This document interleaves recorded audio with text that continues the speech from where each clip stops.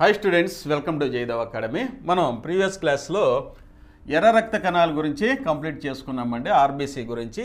మళ్ళీ ఈ క్లాస్లో వచ్చేసరికి తెల్ల రక్త కణాలు, white blood cells or leukocytes గురించి డిస్కస్ చేసుకుందాం.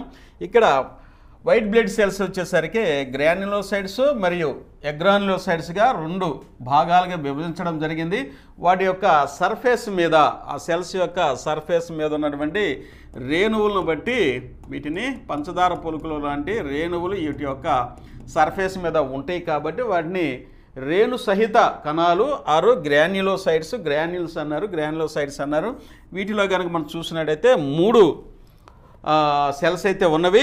ఎసిడోఫిల్స్, ఇసినోఫిల్స్, బేసోఫిల్స్, న్యూట్రోఫిల్స్ అని ఉన్నాయి. ఒక్కో దాని గురించి మనం చదువుకుందాం. అట్లనే ఎగ్రాన్యులోసైట్స్ వచ్చేసరికి రేణు రహిత కణాలు, వీటిలో కూడా మోనోసైట్స్, లింపోసైట్స్ అనేవి ఉన్నవి. వీటి గురించి డీటెయిల్డ్గా మనం చూసుకుంటే ఎగ్జామినేషన్ పాయింట్ ఆఫ్ వ్యూలో వెరీ ఇంపార్టెంట్. ఇక్కడ చూడండి, ఇసినోఫిల్ గురించి కొంత మీకైతే ఇవ్వడం జరిగింది. ఇసినోఫిల్ అనేది ఒక రకమైన తెల్ల రక్త కణం. ఇది పరాన్నజీవి ఇన్ఫెక్షన్తో పోరాడటానికి చాలా ముఖ్యమైనది మరియు అలర్జీ ప్రతిచర్యలు మరియు ఉబ్బసంలో కూడా ఇది జనరేట్ ఎక్కువ ఉత్పత్తి అవుతుంది. ఎలర్జీ కండిషన్స్ వచ్చినప్పుడు ఇవి ఎక్కువ ఈ యొక్క ఇసినోఫిల్స్ అనేది వస్తాయి. జనరల్గా వీటికి ఇసినోఫిల్స్ ఆర్ ఎసిడోఫిల్స్ అని పేరు ఎందుకు వచ్చిందంటే, ఎసిడోఫిల్స్ అనే పేరు ఎందుకు వచ్చిందంటే, ఇవి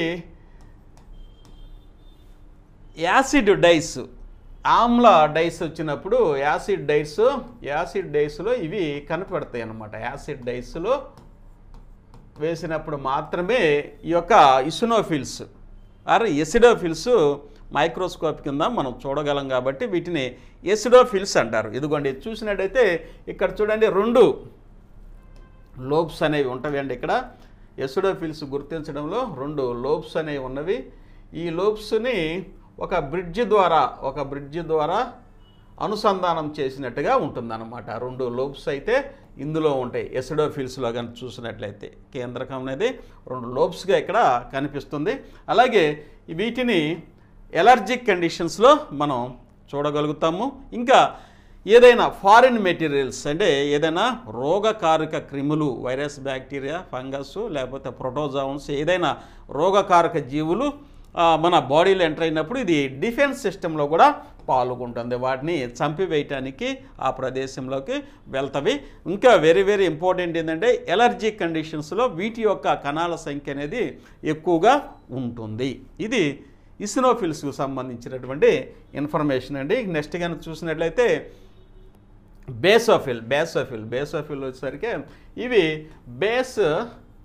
బేసిక్ డైస్లో మాత్రమే ఇవి కనపడతాయి కాబట్టి వీటిని బేసోఫిల్స్ అంటారు.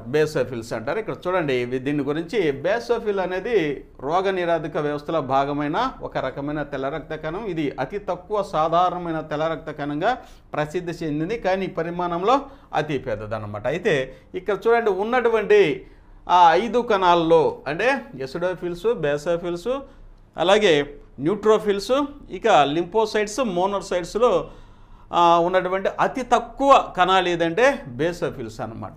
మిగతావన్నీ నేను చార్ట్ ఇచ్చానండి ఎన్ని ఉంటాయి అనేది. కాకపోతే బేసోఫిల్స్ మిగతా వాటి సంఖ్యతో పోల్చుకుంటే వీటి సంఖ్య అనేది తక్కువగా ఉంటాయి.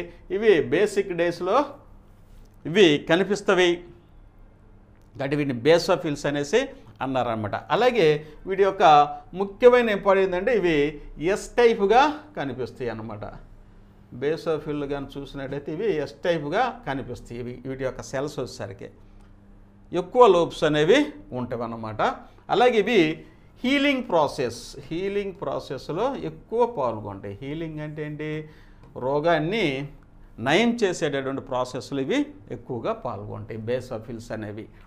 ఇక నెక్స్ట్ కానీ చూసినట్టయితే న్యూట్రోఫిల్స్ వచ్చేసరికి వీటిని ఏ విధమైనటువంటి డైస్లు ఇవి నెక్స్ట్ వైట్ బ్లడ్ సెల్స్లో మూడోది అయినటువంటి న్యూట్రోఫిల్స్ గురించి డిస్కస్ చేసుకుందామండి. మొదటిది వచ్చేసరికి యాసిడ్స్ అనుకున్నాం, రెండోది వచ్చేసరికి బేస్ అనుకున్నాం, మూడోది వచ్చేసరికి వచ్చేసరికి ఇది న్యూట్రల్ డైస్లోనే న్యూట్రల్ డైస్లో మాత్రమే ఇది కనిపిస్తుంది అనమాట. కాబట్టి దీన్ని న్యూట్రోఫిల్స్ అంటారు. చూడండి, న్యూట్రోఫిల్ అనేది ఒక రకమైన తెల్ల రక్త కణం. ఇది రోగనిరోధక వ్యవస్థలో కీలకమైన భాగం. ఇన్ఫెక్షన్లు మరియు వాపులకు మొదటి ప్రతిస్పందనదారుగా ఇది పనిచేస్తుంది. జనరల్గా ఈ సెల్స్ కానీ చూస్తే ఇందులో ఇదిగోండి 5-6 లోబ్స్ అయితే ఉంటాయండి. ఇక్కడ మనకు కొన్ని కనపడింది, ఇంకా 5-6 లోబ్స్ అనేవి ఉంటవి సైటోప్లాజంలో. దీన్ని న్యూట్రోఫిల్ అంటారు. దీని యొక్క ప్రత్యేకమైనటువంటి పేరు ఏంటంటే దీన్ని the body first line of defence system అంటారు. The body first line of defence system అంటారు అనమాట. కాబట్టి దీన్ని ఇంకో పేరు కూడా ఉందండి, మైక్రోస్కోపిక్ పోలీస్మెన్ అంటారు. మైక్రోస్కోపిక్ పోలీస్మెన్ అంటారండి. మైక్రోస్కోపిక్ పోలీస్మెన్ అంటే తెలుగులో వచ్చేసరికి సూక్ష్మ రక్షక భటులు అంటారు. సూక్ష్మ రక్షక భటులు అంటారండి. ఇది ఎక్కువ సంఖ్యలో ఉంటాయి, వైట్ బ్లడ్ సెల్లో ఎక్కువ సంఖ్యలో ఉండి ఎక్కడైతే బ్యాక్టీరియల్ ఇన్ఫెక్షన్స్ ఉంటాయో, బ్యాక్టీరియాలు ఎంటర్ అవుతాయో బాడీలోకి, ఇమీడియట్గా ఇవి ఆ ప్రదేశంలోకి వెళ్ళి బ్యాక్టీరియాని తమ సైటోప్లాజం ద్వారా అందులో వాటిని చంపివేయటం అనేది జరుగుతుంది. కాబట్టి వీటిని మైక్రోస్కోపిక్ పోలీస్మెన్ అంటారు. ఈ న్యూట్రోఫిల్స్ ఎక్కువ సంఖ్యలో ఉంటవి. ఇవి బ్యాక్టీరియాలను ఎక్కువ ఎన్గల్ఫ్ అంటే బ్యాక్టీరియాలను ఎక్కువ నిర్వీర్యం చేసి వాటిని చంపివేసి మనకి రక్షణ వ్యవస్థని, డిఫెన్స్ సిస్టాన్ని ఎక్కువగా మనకి అనుకూలంగా ఉండే విధంగా రోగనిరోధక శక్తిని పెంచడానికి ఈ యొక్క న్యూట్రోఫిల్స్ అనేవి పనిచేస్తాయి. కాబట్టి examination point of view important కాబట్టి ఒకసారి మనం డిస్కస్ చేస్తున్నాం. ఇక నెక్స్ట్గా చూస్తే ఇప్పటికి మనం గ్రాన్యులోసైట్స్ కంప్లీట్ చేసుకున్నామండి. ఎసిడోఫిల్స్, బేసోఫిల్స్, న్యూట్రోఫిల్స్ కంప్లీట్ చేసుకున్నాం. ఇక ఎగ్రాన్యులోసైట్స్ రేణు రహిత కణాల గురించి మనం చెప్పుకుందాం. వాటిలో ముఖ్యంగా మోనోసైట్స్, లింపోసైట్స్ గురించి మనం చెప్పుకుందాం. చూడండి, ఇప్పుడు వైట్ బ్లడ్ సెల్స్లో ఎగ్రాన్యులోసైట్స్ గురించి మనం డిస్కస్ చేద్దాం. అందులో లింపోసైట్ అనేది చూడండి. లింపోసైట్కి ఉన్న పేరు ఏంటంటే వైట్ బ్లడ్ సెల్స్లో అతి చిన్న కణం ఏంటంటే స్మాలెస్ట్ వైట్ బ్లడ్ సెల్స్ అనమాట. WBC ఏదంటే లింపోసైట్ అంటారు, స్మాలెస్ట్. ఇక్కడ ఎల్లో చూడండి, ఎల్ గుర్తుపెట్టుకోండి, లిటిల్ అని గుర్తుపెట్టుకోండి. ఇక దీని గురించి ఏంటంటే లింపోసైట్ ఏంటంటే రోగనిరోధక వ్యవస్థకి అవసరమైన ఒక రకమైన తెల్ల రక్త కణం. ఇది వైరస్లు మరియు బ్యాక్టీరియా వంటి హానికరమైన ఫారిన్ అంటే విదేశీ ఆక్రమణదారులను ఇచ్చారండి. ఇక్కడ ఫారిన్ సబ్స్టెన్స్ అంటే ఏంటి?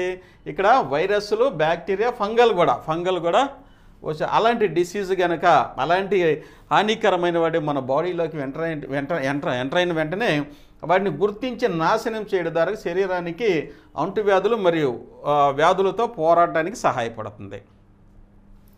ఫారిన్ సబ్స్టాన్స్ అంటే మనం ఏంటంటే విదేశీ అంటే మన దేహం బయట ఉన్నటువంటి వైరస్, బ్యాక్టీరియా, ఫంగల్, ప్రోటోజోన్ వీటన్నిటిని ఫారిన్ సబ్స్టాన్స్ అంటే మన బాడీలోకి వెంటనే వాటిని గుర్తించి ముఖ్యంగా వైరల్ మీద దాడి ఇచ్చేస్తాను అనమాట.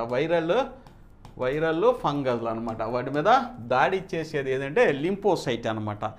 ఇంతకుముందే చెప్పాను, వీటిని యొక్క సంఖ్య ఎక్కువగా ఉంటే HIV కనుక బాడీలో, ఎయిడ్స్లో కనుక ఎయిడ్స్ అంటే ఎక్వైర్డ్ ఇమ్యూనో డెఫిషియన్సీ సిండ్రోమ్, ఇది వైరల్ సిండ్రోమ్ అనమాట. ఇది కనుక బాడీలోకి ఎంటర్ అయినంటేనే ఈ యొక్క లింపోసైట్స్ వీటి మీద దాడి ఇచ్చేస్తాయి. కాబట్టి వీటిని వీలైతే చంపివేస్తాయి. లేకపోతే ఈ యొక్క ఎయిడ్స్ యొక్క సంఖ్య ఎక్కువగా ఉంటే లింపోసైట్స్ని డిస్ట్రాయ్ చేసి దేహంలో ఉన్నటువంటి ఆ వ్యక్తి ఎయిడ్స్ సోకినటువంటి దేహంలో ఉన్నటువంటి ఈ యొక్క డిఫెన్స్ సిస్టాన్ని, ఇమ్యూన్ సిస్టాన్ని అంటే రోగనిరోధక వ్యవస్థని నాశనం చేయడం ద్వారా అనేక రోగాలు రావడానికి అవకాశం అయితే ఉంటుంది. ఎయిడ్స్ యొక్క వ్యాప్తి పెరిగిపోయి వివిధ రకాల జబ్బులు అయితే వస్తాయి. కాబట్టి మనకి ఎగ్జామినేషన్ పాయింట్ ఆఫ్ వ్యూలో ఎయిడ్స్ వైరస్ ఏ కణాలని, ఏ వైట్ బ్లడ్ సెల్ని నాశనం చేస్తుంది అనేది వెరీ వెరీ ఇంపార్టెంట్. లింపోసైట్స్ని దీని మీద దాడి చేస్తుంది అనమాట. ఓకేనా? నెక్స్ట్ ఇది స్మాలెస్ట్ సెల్. గ్రాన్యులోసైట్స్లో సరికి మోనోసైట్ అసలు ఉన్న వాటిలన్నిటిలో కంటే బిగ్ వైట్ సెల్ అనమాట. బిగ్ WBC అన్నిటిలో కంటే పెద్ద సెల్ ఏదంటే మోనోసైట్. ఇక్కడ మోనోసైట్లో ఏముంది కదా గుర్తుపెట్టుకోండి, మెగా అని గుర్తుపెట్టుకోండి. బిగ్. లింపోసైట్లో ఎల్లడితే little, which is the biggest cell in white blood cells వచ్చేసరికి మోనోసైట్ అనమాట. చూడండి మోనోసైట్ గురించి ఇక్కడ ఇచ్చాడు. మోనోసైట్ అనేది ఒక పెద్ద రకమైన తెల్ల రక్త కణము. ఇది సహజసిద్ధమైన రోగ నిరోధక వ్యవస్థలో కీలకమైన భాగం. ఇది క్రిములను నాశనం చేయడం ద్వారా మరియు సోకిన కణాలను తొలగించడం ద్వారా సంక్రమణ పోరాడానికి సహాయపడుతుంది అనమాట. మోనోసైట్ అనేది పెద్ద ఇదిగోండి కేంద్రకం ఉంటుంది, పెద్దదండి. ఇది కిడ్నీ ఆకారంలో ఉంటుంది. ఈ యొక్క మోనోసైట్ ప్యాగోసిస్టిక్ నేచర్ ఉంటుందండి. ఏవైతే ఈ యొక్క కణాలు foreign substance virus bacteria fungal ఇవి ఏవైతే ఎంటర్ అవుతాయో వాటిని కూడా ఇవి డిస్ట్రాయ్ చేసేటటువంటి నేచర్ కలిగి ఉంది. అతి పెద్దనైన వైట్ బ్లడ్ సెల్. కాబట్టి ఇవి మనం ఈ క్లాసులో చదువుకుంటున్నాం. వాటితో పాటుగా చూస్తే ఇక్కడ ప్లేట్లెట్స్ కూడా చూడాలి. ప్లేట్లెట్స్ వచ్చేసరికి ఇవ్వండి వైట్గా ఉండే ప్లేట్లెట్స్ అండి. ఇవన్నీ ప్లేట్లెట్స్ రక్తంలో చిన్న డిస్క్ ఆకారపు కణాలు. ఇవి రక్తస్రావం ఆపడానికి రక్తం గట్టగడటానికి సహాయపడతాయి అన్నమాట ప్లేట్లెట్స్. ఓకేనా. ప్లేట్లెట్స్ తగ్గినాయి అనుకోండి, డెంగ్యూ ఫీవర్లో ప్లేట్లెట్స్ తగ్గినాయి అంటారు. ఇట్లా ఇవి రోగ నిరోధక శక్తిని కూడా పెంచడానికి సహాయపడతాయి ప్లేట్లెట్స్. ఇంకా ఇవి మనం డిస్కస్ చేస్తున్నాం. ఇది మెగాఫేజ్ అనమాట. మ్యాక్రోఫేజ్ అనేది రోగ నిరోధక వ్యవస్థలో భాగమైన పెద్ద ప్రత్యేక తెల్ల రక్త కణము. అంటే ఇది సెల్యులార్ శిథిలాలను విదేశీ అంటే ఫారిన్ సబ్స్టెన్స్ని మరియు సూక్ష్మజీవులు మింగే మరియు జీర్ణం చేసే పెద్ద కణం అనమాట. ఇది మ్యాక్రోఫేజ్ అనమాట. ఈ యొక్క సెల్స్లోనే వాటిని డిస్ట్రాయ్ చేస్తాయి. ఓకేనా. ఇవి వైట్ బ్లడ్ సెల్స్ గురించి ఇన్ఫర్మేషను. ఇంకా వెరీ వెరీ ఇంపార్టెంట్ మనకి ఎగ్జామినేషన్ పాయింట్ ఆఫ్లో మీకు ఇస్తున్నాను. ఇక్కడ white blood cells granulocytes agranulocytes అని చెప్పామండి. ఇక్కడ చూడండి number of cells in cubic mm మిల్లీమీటర్లో ఎన్ని సెల్స్ అనేవి ఉంటాయి. టోటల్గా చూస్తే 9000 సెల్స్ ఉంటాయి. వాటిల్లో ఇసినోఫిల్స్ వచ్చేసరికి 275, న్యూట్రోఫిల్స్ వచ్చేసరికి 5400 ఉంటాయి. బేసోఫిల్స్ 35 ఉంటాయి. కాబట్టి ఎక్కువ సెల్స్ ఏముంటాయండి వైట్ బ్లడ్ సెల్స్లో? న్యూట్రోఫిల్స్ అని చెప్పాను. అతి తక్కువ బేసోఫిల్స్ ఉంటాయండి. ఇక ఎగ్రాన్యులోసైట్స్ వచ్చేసరికి 2750 ఉంటాయి. మోనోసైట్స్ వచ్చేసరికి 540 ఉంటాయి. ఇవి ఒక క్యూబిక్ ఎంఎంలో ఉండేటటువంటి వైట్ బ్లడ్ సెల్స్. కాబట్టి ఇవి కూడా ఎగ్జామినేషన్ పాయింట్ ఆఫ్లో మనకి వెరీ వెరీ ఇంపార్టెంట్. ఇక మనం కనుక చూస్తున్నట్లయితే మీకోసం అయితే వైట్ బ్లడ్ సెల్స్ లేకపోతే ఇవన్నీ మన ఒక రక్తనాళంలో ఈ యొక్క బ్లడ్ అండ్ ఇట్స్ కాంపోనెంట్స్ ఏమని చెప్పుకున్నాం? రెడ్ బ్లడ్ సెల్స్ అవ్వచ్చు, అలాగే వైట్ బ్లడ్ సెల్స్ అవ్వచ్చు. ఇవ్వండి ఇవన్నీ ఇదిగో రెడ్ బ్లడ్ సెల్స్, అలాగే ప్లేట్లెట్స్. ఇవన్నీ చూడండి మన రక్తంలో రక్తనాళంలో ఇలా ఒకదానికొకటి ఫ్రీగా తిరుగుతూ ఉంటాయి అన్నమాట. ఇదిగో ఆర్బీసీ ఏం చేస్తుంది? దాని డ్యూటీ ఆక్సిజన్, ఫుడ్ మెటీరియల్ ఇవన్నీ తీసుకెళ్ళిపోతూ ఉంటుంది అనమాట. అలాగే వైట్ బ్లడ్ సెల్స్ ఇమ్యూన్ సిస్టాన్ని డిఫెన్స్ సిస్టంలో ఉంటుంది. అలాగే ఇక్కడ చూడండి ఇవి ఇక్కడ ప్లేట్లెట్స్ కూడా ఉన్నాయి. ప్లేట్లెట్స్ కూడా రక్తస్రావాలను ఆపడానికి ఉంటాయి అన్నమాట. ఇట్లా ఈ యొక్క బ్లడ్ వెజల్స్లో ఇలా ఇవి ప్రయాణం చేస్తూ ఉంటాయి అన్నమాట. చూడండి ఇది మీకోసమైతే అవగాహన నిమిత్తం మన జయదేవ్ అకాడమీ మీకు అందిస్తుందండి.